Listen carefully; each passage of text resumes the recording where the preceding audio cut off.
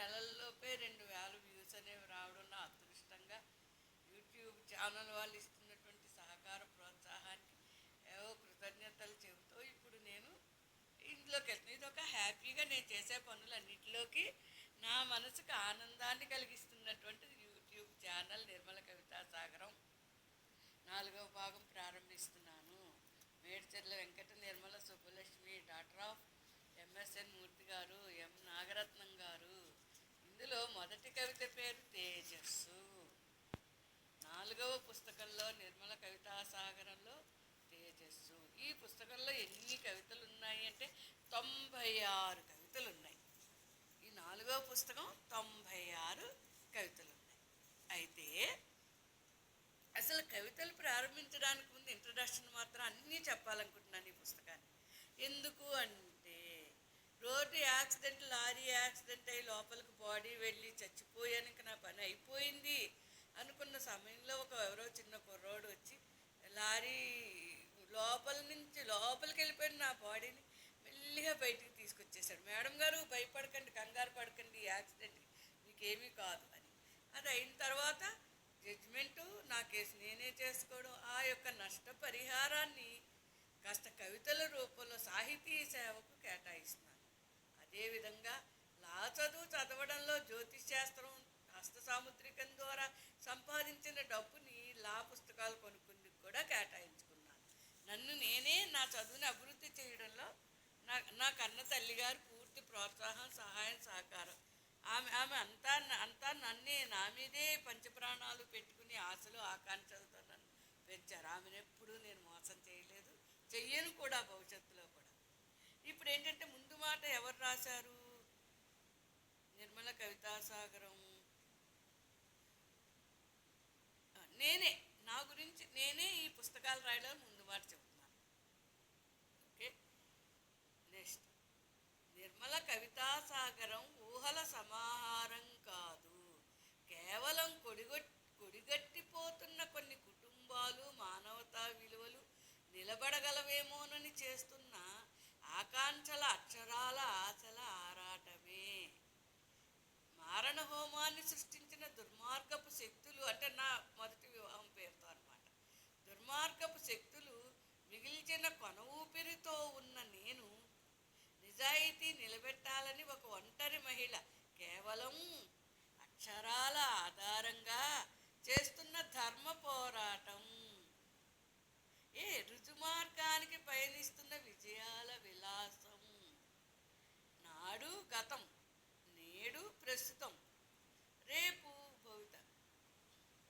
ఏనాడు లేదు నిజాయితీ మార్గానికి ఎన్ని విఘ్నాలు, కష్టాలు ఎదురైనా పరాజయం.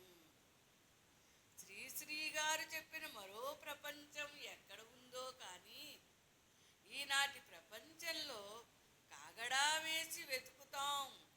నీతి, నిజాయితీ, ధర్మ జాడలపై ధన వ్యామోహం క్షోభ పెట్టకుండా ప్రశాంత జీవితాలు కొనసాగిస్తున్న మనుషుల అడుగుజాడలు ఎక్కడ ఉన్నాయో వెతుకుదాం. దయచేసి రండి, పిల్లలు, పెద్దవాళ్ళు, మధ్య వయసు వాళ్ళు అందరూ కూడా రండి ఈ ప్రయత్నానికి సహాయంగా, పరిశోధనకి అంటున్నాను. నెక్స్ట్. ఈనాడు ఏ మార్కెట్కు వెళ్ళినా పల్లెలో కూడా నీ జేబులో ధనం ఎంత ఉంది దాన్ని బట్టి వస్తువులు అమ్మే ప్రపంచంలో, అంటే సామాన్యుల అసామాన్య బాధలు కొన్ని. నియమాలు కాగితాలకే పరిమితమా?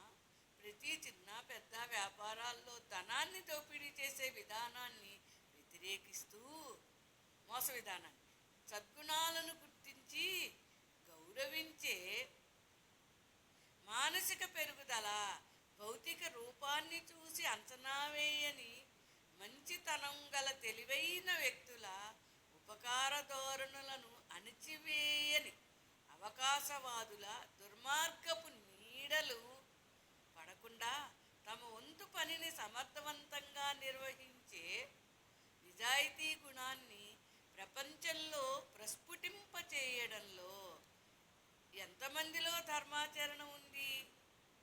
నీవు ఏ వృత్తిలో వారికి కేటాయించడానికి ఖాళీ సమయం ఉంది? ప్రశ్నలు ఇవి. భవిష్యత్తు జనరేషన్లో ప్రస్తుతం కూడా నోట్ల కట్టలు లెక్క పెట్టుకోవడంలోనే గొప్ప కనపడుతుంటే ఒక ఇక ఏ బంధాలు, రక్త సంబంధాలు, స్నేహ బంధాలపై అవినీతి జాడలు చాప కింద నీరులా లోకాన్ని, ప్రతి రంగాన్ని కల్మషం చేయకుండా ఆపలేవు. కానీ విద్యా సంస్థలు, ఏమంటున్నాను, విద్యా సంస్థలు